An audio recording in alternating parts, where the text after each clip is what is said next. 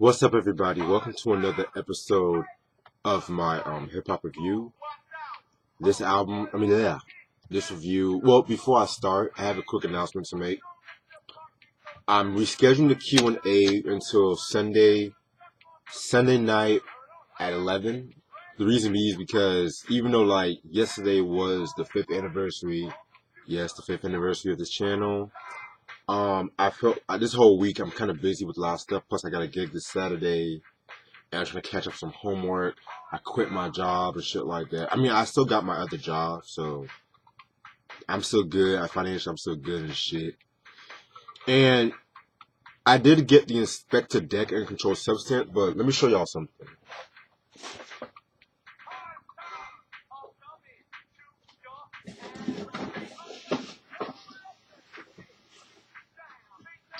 So, I got some good news and bad news about the Inspector Deck review. The bad news is they hooked me up with this was a promo copy. So I thought, okay, it was a promo copy, different cover. But this person didn't tell me it was like two songs of the same song, Uncontrolled Substance.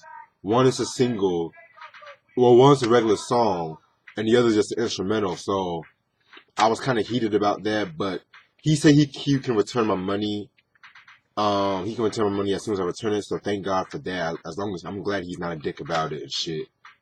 But the Inspector Deck album is coming next week, so I'll just do the Inspector Deck review and the You God review both next week and shit like that. Because yeah, if you would have just told me it was just two songs in the first place, but I'm not mad about it because I'm gonna get my money back.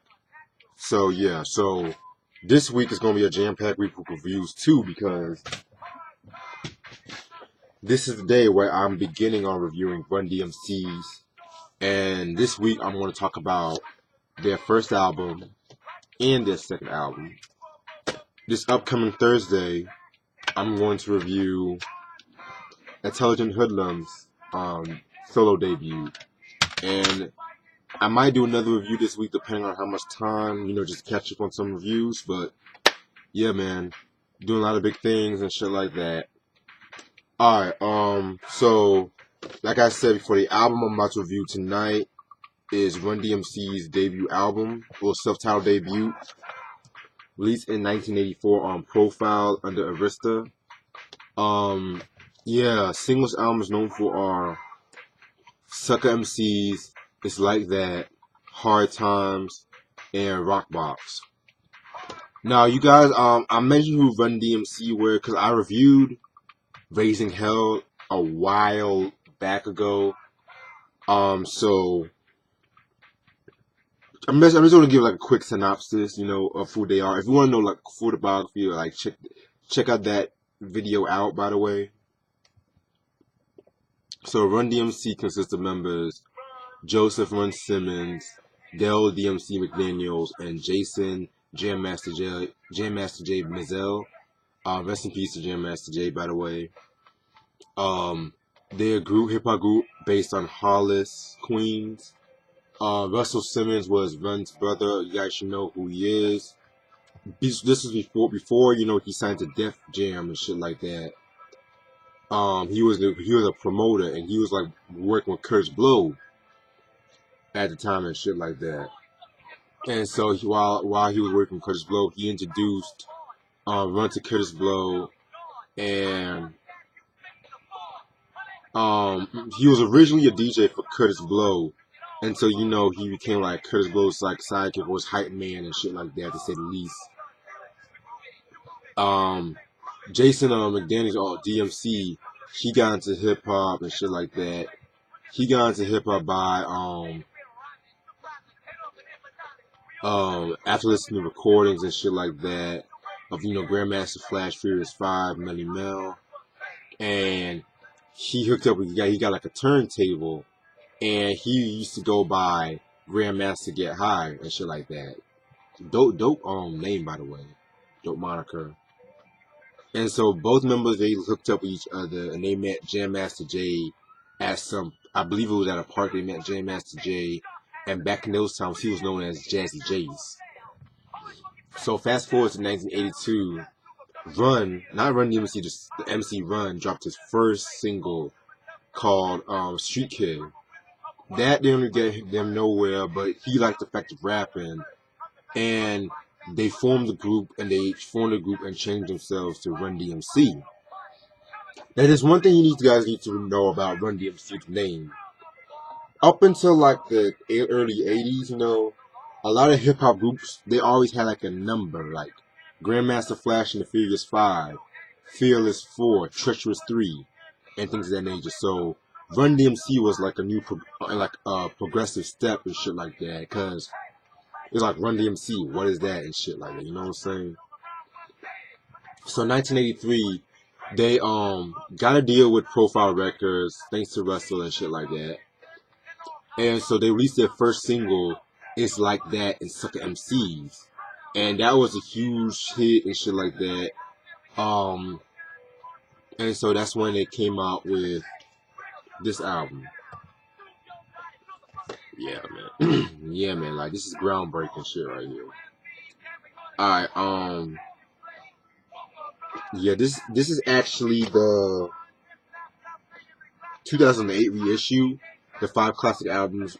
The original album classics reissue and shit like that. So, thank God I have that. And if you guys remember me reviewing EPMD, like about last year, I had the first 5 albums like in the same kind of format as this and shit like that. So, and I always like buying albums with this format and shit like that because they sell at a good price and shit. Yes, it's like a digipack and it's easy to see, it's easy to slide off, but it is what it is. I'll accept it. But yeah, nothing that sucks is that it don't have no booklet, so that's the only sucky part. But yeah, here's the back cover and shit. Yeah. Now the original pressing has 9 songs. Since I have deluxe pressing, I just have about it comes out with 4 extra tracks and shit like that. So nothing really to talk about. Just a live track, a remix, and just Russell Simmons and Larry Smith talking shit and shit. And speaking of Larry Smith, Russell Simmons and Larry Smith produced this whole album.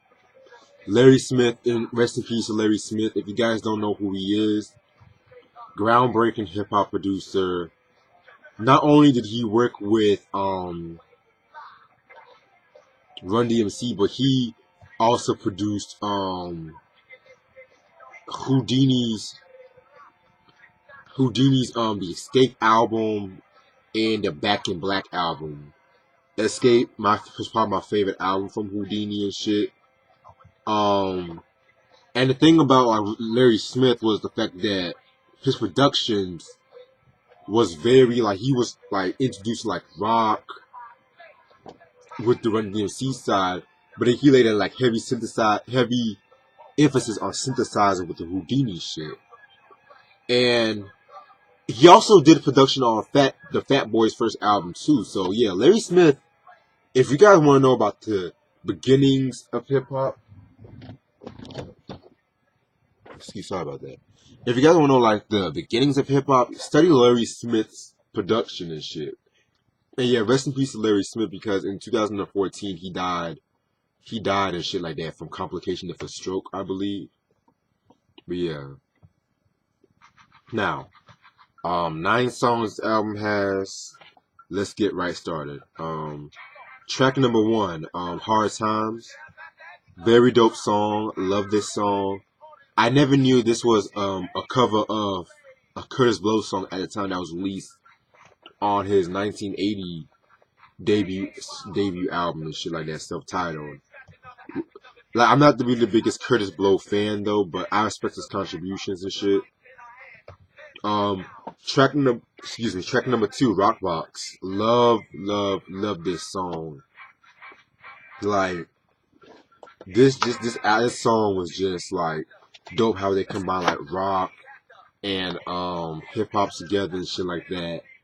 And yeah, I always felt with this song,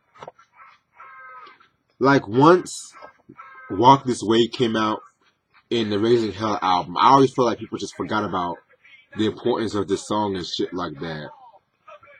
And if I'm not mistaken, though, this was actually the first hip hop music video on MTV.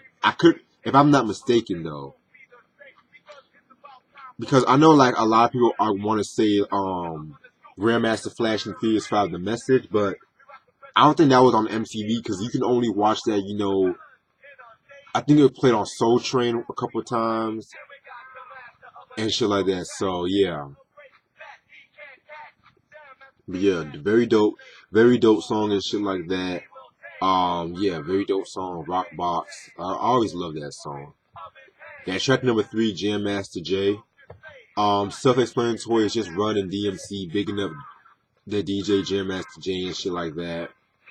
Like I mentioned, like in a lot of 80s hip hop albums, you always have to have that 1 or 2 tracks dedicated to the DJ's craft and shit. And Jam Master J always delivers with this shit. So yeah. Track number 4, Hollis Crew, Crush Groove 2.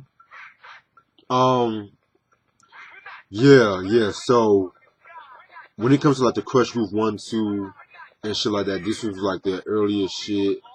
Hollis Crew is basically like a follow up to Sucker MCs, if you want to put it bluntly. Like they running D.M.C. or going after Sucker MCs and shit like that. And so yeah, very dope song. Then you had the next track, the Sucker MCs Crush Groove 1. I always wonder why didn't they just put Sucker MCs first and then Hollis Crew next, but it is what it is. This song, Suck MC's hip hop classic right here. This was a song that really put them on the map. And I always felt like, with Run, Run was always, that dude and shit like that. But D.M.C. just stole the show with this song, in my opinion. And it's like with this album right here, you really heard I'm gonna say that till after I review the Soul's album and shit. Fuck it. Then you have It's Like That, which was like another hit classic song. I think like that's like one of their most signature songs and shit like that. I would say a toss up between that song and Walk This Way. So this song is like talking about shit that's going on at that time and shit like that, and you just have to live with it. Basically, say it's like that. That's the way it is and shit. So yeah, very dope song. Then you had the next song, Wake Up. That song was pretty okay. It was pretty okay song. That song was just talking about, a utopian kind of world and shit like that. But the beat, I did love the beat to that song. 30 Days was okay. Jay's Game was alright too. So yeah. And so that's all the time I have for this album. Overall, this is a dope album and shit like that. I know a lot of people, this might not be like a lot of people's, cup of tea when it comes to 80s hip hop, but this is actually some very, very, very good shit. Like, just listen to the early groundworks of hip hop. Like, just Run DMC, man, like, they just influence everything. Like, when it comes to, like, their productions, just the way they dressed. Cause you gotta remember, like, early hip hop, they were all, like, flamboyant with this shit. Grandmaster Flash and the Furious 5 and shit like that. They came out with just a simple fedora, all black Adidas and shit like that.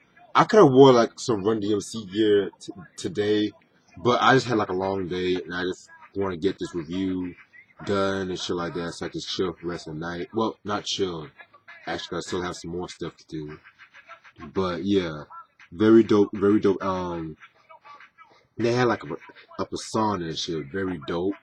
Also, hip hop, this album was kind of like, I would say like this album and Grandmaster Flash and Furious 5's The Message definitely shied away from like the disco influences of the hip hop and shit like that.